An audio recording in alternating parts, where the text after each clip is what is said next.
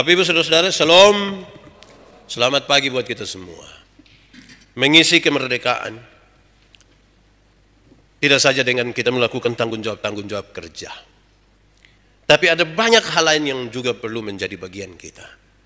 Salah satunya adalah menciptakan sebuah kondisi yang kondusif betul, supaya orang bekerja dengan baik, supaya orang beraktivitas dengan baik. Dan salah satu kondisi itu adalah jauhilah permusuhan. Mesti damai, mesti baik, mesti aman-aman. Itu bukan saja supaya kita bisa bekerja dengan baik, tetapi itu sekaligus mencerminkan kasih. Permusuhan, tema kita ini kan bicara tentang merawat kemerdekaan itu menjauhi permusuhan. Kalau kita taruh perhatian pada kata ini, permusuhan, kata dasarnya musuh. Saudara ada musuh kok? Coba renungkan sedikit. Saudara ada musuh. Kita ada musuh kok. Pak Pendeta, saya tidak ada musuh, tapi saya ini dimusuhi. Tidak bisa saja. Atau memang saya benar-benar ada musuh. Siapa kita pemusuh? Orang-orang yang terlalu jauh dari kita? Tidak. Dekat mungkin. Di sekitar kita mungkin. Mungkin tetangga kita punya musuh. Mungkin juga ipar-ipar. Mungkin kakak, mungkin adik. Kita bermusuhan. Mari kita renungkan saudara. Kalau memang ada musuh, atau kalau mungkin kita dimusuhi, tolong ingat dulu, dari mana asalnya itu? Kenapa sampai kita bermusuhan? Coba ingat, coba lihat ulang. Kenapa sampai kita kakak adik kok bermusuh? Kenapa kita bertetangga tapi kita bermusuhan?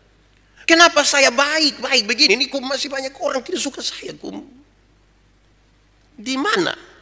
Saya membayangkan bahwa kalau kita serius ada di situ, berpikir tentang dari mana datangnya itu permusuhan, pasti kita menemukan di penjawaban. Jawaban itu bisa saja karena kita, bisa saja memang itu dari orang lain. Tapi paling tidak kita bawa dulu, kita renungkan. Kalau kita sudah sampai di situ, tanya lagi pada diri sendiri. Perasaan kita. Kita perasaan ini bagaimana ketika dimusuhi itu?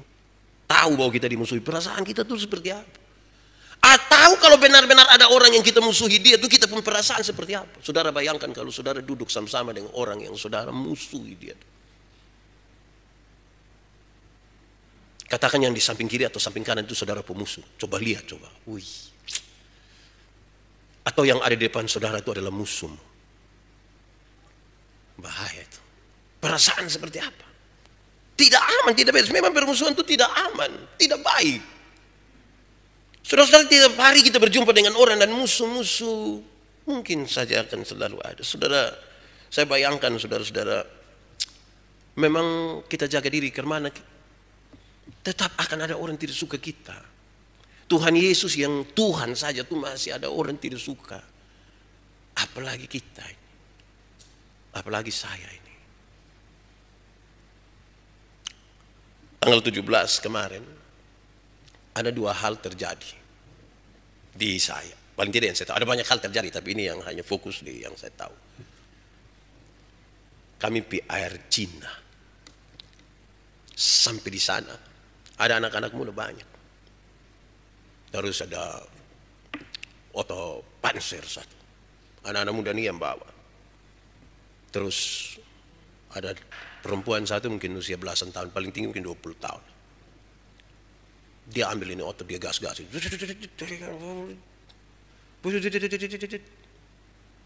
Semua orang pasti lihat tuh. Berulang-ulang. Sampai satu waktu, tiba-tiba itu otot tidak mau jalan lagi. Tiba-tiba dia makin gas, dia makin gali pasir di dalam. Tiba-tiba ban sebelah kanan depan itu tidak mau putar lagi. Saya mau tanya saudara, kira-kira kalau saudara orang yang ada di situ dan lihat itu keadaan, saudara punya hati karmana? Yang dari tadi dia ada ribut-ribut, tiba-tiba, saudara rasa karmana tuh, saudara pun perasaan. Ya, saudara pikir sendiri, saya tidak mau omong. Saya juga tidak mau kasih tahu, saya punya perasaan. Ada banyak hal tuh bisa bikin kita tuh tidak suka, tidak enak. Kedua, kami pulang. Kira-kira jam 6. Sampai di mau jalan di mana? Oemat Nunu kan. So agak gelap begitu. Ada motor dari sana. Tiba-tiba dia pakai batu atau benda keras apa. Dia lempar di saya itu. Bang! Saya rasa ini tidak baik ini. Saya berhenti. Saya tahu kira-kira dia putar kembali mungkin. Jangan tahu dan mungkin lagi. Saya membayangkan orang putar kembali. 2 orang. Sambil lihat dia lagi terus. Dia saya kejar. Kejar. Dapat. Palang. Lu yang tadi toh. Pas saya kasih turun kaca. Lu yang tadi toh. Orang 2 langsung, tidak apa-apa. Kok tidak, lu tahu tidak. Saya turun begini, terus saya rasa saya marah. Tapi kemudian demikian, tidak apa-apa, saya bersumpah tidak apa-apa. Segala macam ngomong, terus sudah selesai masalahnya. Masalahnya adalah sudah kami jalan. Kalau dulu sebelum tidak tahu, saya mau kemana, kan saya juga tidak punya alasan yang sangat kuat untuk bilang dia juga. Tapi saudara-saudara, saya hanya ingin mengatakan itu. Untuk kita sadar sesuatu bahwa kita dalam kehidupan yang dekat sekali dengan musuh. Dengan permusuhan. Dengan sejumlah hal yang tidak mengenakan hati. Bahkan dengan orang-orang yang paling dekat dengan kita sekalipun di dalam rumah kita. Dan tanggung jawab Kristiani kita adalah merawat betul-betul supaya jangan sampai permusuhan itu terjadi. Itu penting. Mari saudara-saudara kita lihat teks ini. Sejumlah jemaat di Galatia itu, ternyata mereka sudah tidak lagi percaya kepada Tuhan Yesus Kristus. Mengganti iman percaya mereka itu kepada upacara-upacara keagamaan biasa. Dan mereka berusaha untuk melakukan semua hukum Taurat dengan baik. Bagi mereka kualitasnya ada di situ. Beribadah secara baik. Upacara-upacara keagamaan saja. Dan melakukan hukum-hukum Taurat itu bagi mereka sudah cukup. Tidak usah lagi lah percaya kepada Tuhan Yesus Kristus. Itu kondisi waktu itu. Karena itu Paulus menasihatkan dengan baik. Kalau kamu tidak percaya, kamu tidak menyatakan dirimu percaya dan tinggal di dalam Tuhan Yesus. Kamu sesungguhnya sementara berada di luar dari kasih. Di luar daripada kasih karunia. Kamu terasing dari kasih.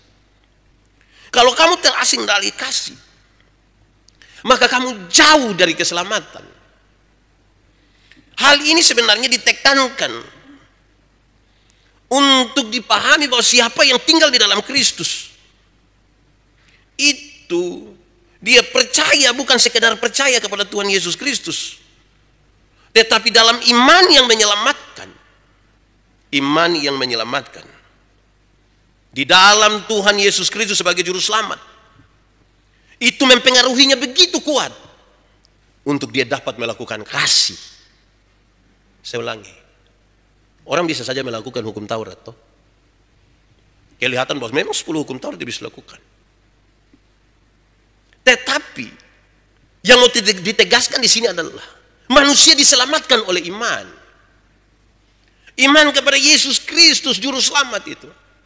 Yang telah membawa keselamatan bagi kita. Itu sangat kuat menggoda kita, mengganggu kita, mengarahkan kita. Untuk melakukan kasih. Yang di dalam kasih itu ada tidak membunuh, tidak mencuri, tidak berzina dan seterusnya. Beda tuh kalau orang pencuri. Orang tidak pencuri. Karena dia tahu bahwa pencuri itu tidak baik. Dengan kalau dia pikir kalau pencuri kok kena tangkap, jangan sampai kita pun tangan kena potong. 2 hal yang berbeda.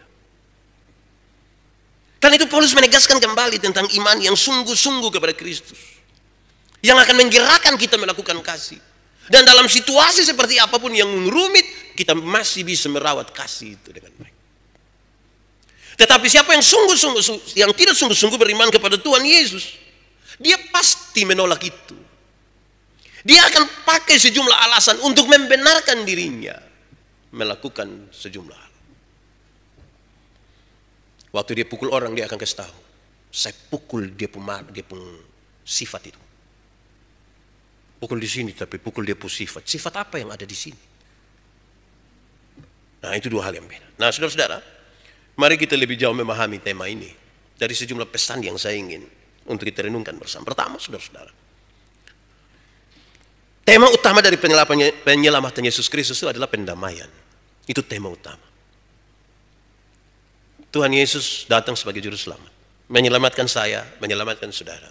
Tema utamanya adalah pendamaian. Oleh karena dosa manusia telah jauh dari Tuhan Allah.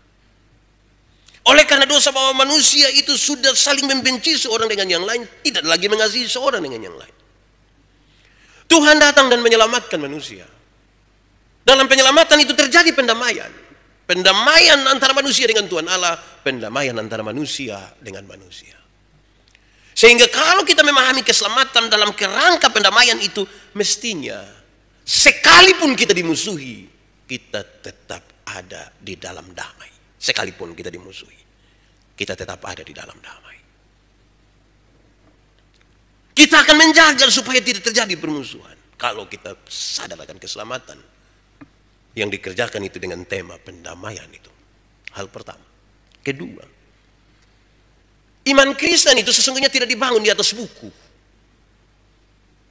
Iman Kristen itu sebenarnya tidak dibangun di atas Alkitab. Buku ini, buku. Iman Kristen itu dibangun dalam sebuah relasi personal yang kuat antara manusia ini dengan Tuhan. Dan saya ingin menyebutkan relasi itu namanya kasih. Makin dekat seorang suami dengan Tuhan, makin dekat dia dengan istrinya. Makin dekat seorang percaya ini dengan Tuhan Allah, dia makin dekat dengan orang-orang lain. Dan tentunya permusuhan tidak akan ada. Kalau kita membangun iman Kristen itu hanya sekedar hal-hal yang ada di dalam buku, kemungkinan besar dia baru sampai di sini. Paulus merasa sangat penting untuk menyampaikan sesuatu bagi jemaat karena sebuah kondisi di mana mereka saling menggigit, saling bermusuhan. Lama-lama satu saling membinasakan yang lain. Karena itu dia mau membawa orang, bahkan kita semua, untuk memahami satu hal. Iman Kristen tidak dibangun di atas buku. Di atas sebuah relasi sangat personal antara manusia dengan Tuhan. Dan disebut itu kasih. Ketiga, kemerdekaan itu ada dua. Ini kita di bulan kemerdekaan, bulan Agustus. 17 Agustus itu kan kami tinggal di Eltari, jadi kami masih sempat dengar hormat senjata. Saya rasa saudara sudah tidak dengar lagi itu. Kalau kami di Soe dulu itu ada kiri, kanan, kiri. Ada panjat pinang. Hadiah utama komfor. Bagus tuh. Sekarang kan itu semua sudah tidak ada. Kemerdekaan itu sudah dia sudah tidak lagi upacara lah ini. Tapi ada dua. Kemerdekaan yang berkaitan dengan kedaulatan satu negara. Karena itu Indonesia merayakan di tahun ini kemerdekaan yang ke-76. Kita menyadari itu sebagai berkat akan bangsa ini yang Tuhan berikan. Dan kita perlu mengisinya dengan hal-hal yang baik, berguna, bermanfaat. Tetapi yang kedua sekaligus kita memahami sesuatu yang menjadi refleksi iman orang-orang percaya tentang kemerdekaan Kristiani. Dalam kemerdekaan Kristen kita sadar bahwa Tuhan telah menyelamatkan dan membebaskan kita. Kita merdeka sekarang di dalam kasih. Kalau kita merdeka di dalam kasih, itu bukan berarti sebebas-bebasnya sekarang kita bisa melakukan apapun karena Tuhan itu juru selamat dan Dia mengasihi kita. Di media sosial saya baca 1-2 komentar. Ketika orang-orang yang tidak percaya kepada Yesus, mereka bilang begini, aneh itu orang-orang Kristen. Mereka bicara, mereka percaya tentang pengampunan dosa. Kalau mereka percaya pada pengampunan dosa, berarti bebas saja berbuat dosa. Karena kalau berbuat dosa, kan pasti diampuni. Saya bersyukur karena yang bicara itu bukan orang Kristen. Tapi kalau sampai itu memang terjadi dalam kalangan kekristenan, saya atau saudara, saya kira ini persoalan.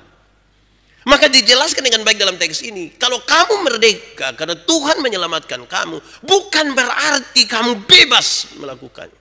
dosa. Tetapi kamu akan semakin giat untuk melakukan kasih. Karena hanya karena kasih kita diselamatkan. Semakin banyak waktu untuk melakukan kasih, maka semakin sedikit waktu untuk kita melakukan dosa. Saya ulangi, semakin banyak waktu yang kita pakai untuk melakukan kasih, makin sedikit waktu bagi kita untuk melakukan dosa. Jadi aktivitas dari orang-orang yang merdeka secara Kristiani adalah aktivitas kasih. Bukan bebas untuk melakukan dosa. Pernah dengar itu kalimat yang Pak, kalau bikin dosa itu jangan bikin sedikit-sedikit. Bikin banyak-banyak. Supaya kalau Tuhan marah dia tendang kita lewat neraka. Langsung ini orang ini tidak ditendang. Dia masuk sendiri. Langsung turun. Jadi saya kira mari kita luruskan sebuah pemahaman. Bahwa karena kasih yang besar bukan berarti sebuah kesempatan. Memang dalam kondisi kita sekarang, kita berjumpa dengan sejumlah orang memanfaatkan orang lain pun kebaikan. Kalau ada orang buat baik, orang dia tahu itu orang tidak tahu marah, dia tidak apa-apa. Banyak suami juga begitu. Dia tahu dia istri tidak marah dia, jadi sudah. Kau pulang paling mamtua sengaja tidak beromong satu kali. Saya punya teman satu, dia tahu bahwa dia pulang pagi ini istri marah. Satu saat dia pulang, dia tahu bahwa istri marah, dia langsung bilang, ini saya pun diri, silakan marah, sudah tidak apa-apa. Bagi dia dengan dia melakukan itu, dia sudah menyelesaikan masalah. Toh. Saya kira bukan itu. Bukan itu. Karena kita diselamatkan, maka kita berlomba-lomba untuk melakukan kasih. Dan saya ingin menyebutkan, ketika kita melakukan sesuatu, itu ungkapan syukur kita atas karunia Allah yang besar, yang telah menyelamatkan kita. Berikut saudara-saudara. Pertengkaran, permusuhan, sengketa, itu disebabkan oleh keinginan yang jahat. Keinginan yang jahat seperti apa Pak Pendeta? Pertengkaran, permusuhan, sengketa itu semua keinginan yang jahat, itu didasari oleh keinginan yang jahat. Yang jahat seperti apa? Satu, keinginan yang jahat untuk dihormati. Orang kalau sudah terlalu keinginan untuk dihormati, terlalu merindukan untuk dihormati, dia bisa jahat. Keinginan untuk diakui, keinginan untuk berkuasa, keinginan untuk bersenang-senang, keinginan untuk mendapatkan uang yang banyak, keinginan untuk lebih dari orang lain secara persaingan yang tidak sehat. Keinginan-keinginan yang tidak baik ini jahat, dan dia akan menjadi dasar dari sengketa dan pertengkaran, permusuhan. Pak Pendeta, jadi apakah kita tidak boleh ada keinginan? Boleh. Manusia mesti ada keinginan-keinginan. Manusia mesti ada target-target. Manusia mesti ada sejumlah hal yang mesti dia nikmati. Tapi hati-hati supaya jangan keinginan itu jahat. Kita semua kan rindu dihormati, kita rindu diakui, kita rindu memperoleh kuasa, kita rindu bersenang-senang, kita rindu untuk dapat uang yang banyak, kita rindu untuk lebih dari orang lain. Tapi jaga supaya dia jangan jahat. Karena ini akan jadi sumber permusuhan. Dan saya kira yang harus melingkupi itu semua adalah kasih, supaya kita tidak jahat. Kalau tidak kita jahat. Pemuasan keinginan yang mementingkan diri sendiri akan kita taruh lebih tinggi dari kehendak Allah atas diri kita. Yang kita ingin untuk memenuhi keinginan-keinginan tadi itu, kalau sudah terlalu tinggi, dia sudah melebihi kehendak Allah, akan jadi masalah. Permusuhan akan jadi di situ. Permusuhan. Kadang-kadang saudara-saudara, kalau kita tidak mengelola ini dengan baik, kita bisa membenarkan banyak sekali tindakan kita dengan argumentasi yang masuk akal. Untuk membenarkan bahwa manusia ini memang punya keinginan-keinginan ini, dan keinginan itu sangat kuat. Keinginan-keinginan itu yang akan membuat seseorang merasa aman. Dia bilang, Pak, kalau saya sibuk dan saya pun kerjaan ini, Pak, saya tidak pikir memang yang hal-hal yang tidak baik. Ya, tapi jangan sibuk dengan kerja sampai lupa pikir sama istri. Pulang istri omong sedikit, dia bilang, kok saya kerja ini untuk siapa? Saya kerja ini kan untuk mato. Sampai gagah-gagah begini, bagaya-bagaya, pi foto lagi, tidak undang saya. Jadi jangan sampai kita taruh keinginan kita terlalu tinggi melebihi apa yang menjadi kehendak Allah. Lantas kemudian kita membenarkan bahwa ini memang saya lakukan ini yang benar. Karena ada pemuasan keinginan yang mementingkan diri sendiri. Terlalu kuat. Saudara-saudara, renungkanlah. Apabila hal ini terjadi, tadi memuaskan keinginan kita begitu kuat, lebih tinggi dari kehendak Allah, muncullah permusuhan, muncullah pertikaian. Kenapa? Karena masing-masing orang akan mementingkan dirinya sendiri. Persaingannya menjadi tidak sehat. Mereka yang bertanggung jawab atas terjadinya hal-hal yang menunjukkan bahwa kita di luar dari kasih karunia. Orang kalau makin egois, karena dia betul-betul hanya berpikir tentang dirinya sendiri. Kan di satu sisi kan masuk akal sekali. Saya kerja ini Pak, saya tidak pusing memang, dia orang pun rumah saya tinggal buang. Saya sibuk dan saya pun saja. Kan masuk akal sekali ini. Tetapi kalau tidak dikontrol dengan baik sampai kemudian dia berusaha begitu rupa untuk menyingkirkan orang lain dan sebagainya, padahal kelihatan dia fokus pada kerjanya. Ini makin menunjukkan bahwa diri kita sementara berada di luar dari kasih karunia. Kita boleh bekerja, ada pekerjaan yang bersama-sama, ada bekerja yang sendiri-sendiri. Ada yang tidak harus ketemu semua orang. Tapi jangan kasih itu menjadi hilang. Jangan kasih itu menjadi tawar. Karena itu kita egois, itu kita mementingkan diri sendiri. Itu hanya untuk kepentingan kita. Kemerdekaan Kristen itu kemerdekaan yang sekaligus berkepentingan juga dengan orang lain. Tidak sekedar bagi diri sendiri. Berikut saudara-saudara. Berhati-hatilah sebab orang-orang yang tinggal di luar dari kasih karunia, mereka bermusuhan. Bermusuhan dengan Tuhan Allah. Bisa kok Pak, ada orang bermusuhan dengan Tuhan Allah. Ada. Paling tidak digambarkan dalam dua hal. Orang yang bermusuhan dengan Tuhan Allah itu satu, dia tidak mau mengikuti perintah Tuhan. Yang kedua, orang yang bermusuhan dengan Tuhan Allah itu, dia sementara mungkin kecewa dengan Tuhan. Tidak mau lagi. Berdoa buat apa? Untuk apa? Bicara tentang Tuhan itu sesuatu yang menjengkelkan. Berhenti bicara. Ketika orang mau bicara tentang Tuhan, saya ketemu sejumlah orang yang dalam situasi tertekan oleh pekerjaan, oleh segala macam, ada masalah buruk di dalam rumah tangga. Itu baru lihat pendeta datang, ini tertawa mau firman apalah yang mau omong ke kita. Dia jenuh, dia tidak suka memang. Coba kita renungkan, dan sampai kita juga jenuh dengan firman. Kita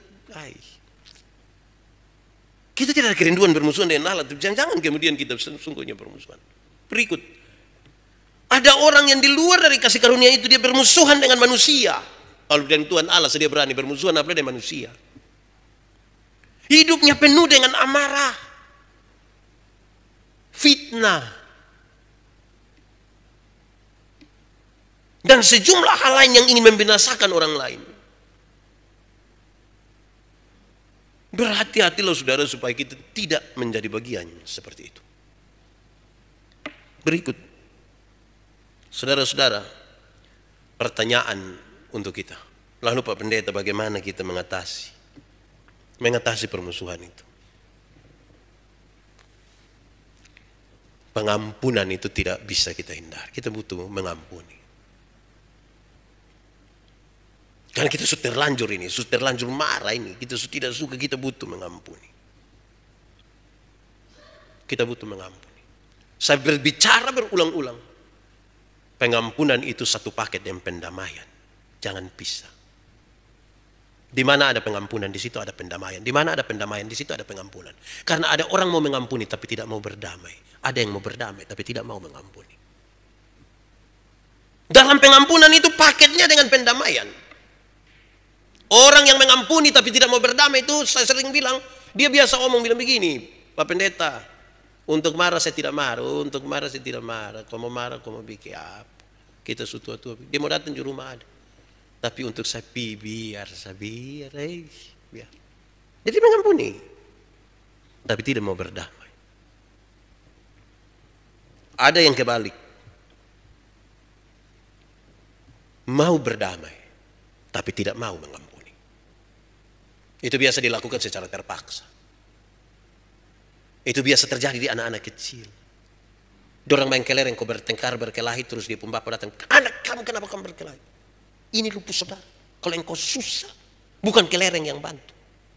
Saudara, damai. Itu dia pun damai, saudara bisa bayangkan itu keterpaksaan berdamai. Tangan dia seorang di muka tapi kepala di belakang. Cium, ini yang kau saudara yang cium. Cium sabu. Itu dia cium tapi sama kayak otot solo, loder. Berdamai, tapi tidak mau mengampuni. Hati kerasna. Karena itu untuk menyelesaikan persoalan permusuhan mesti mengampuni, mesti. Kedua, penerimaan. Mengampuni, terus menerima. Sesungguhnya dia tidak jauh-jauh di itu lingkaran. Mengampuni itu kan bukan berusaha untuk melupakan masalah, kan? Makin sakit hati makin tidak bisa melupakan. Tapi mengampuni adalah membebaskan diri, menyambut dia orang, menyambut di itu masalah, sambil siap. Mungkin besok dia bikin masalah baru lah. Tapi ini penerimaan. Saudara-saudara, itu semua hanya sesuatu yang sangat berkaitan dengan kalau kita tinggal dalam bingkai yang kita sebut sebagai kasih karunia. Kualitas hidup itu ada di situ. Tuhan memberkati kita. Amin.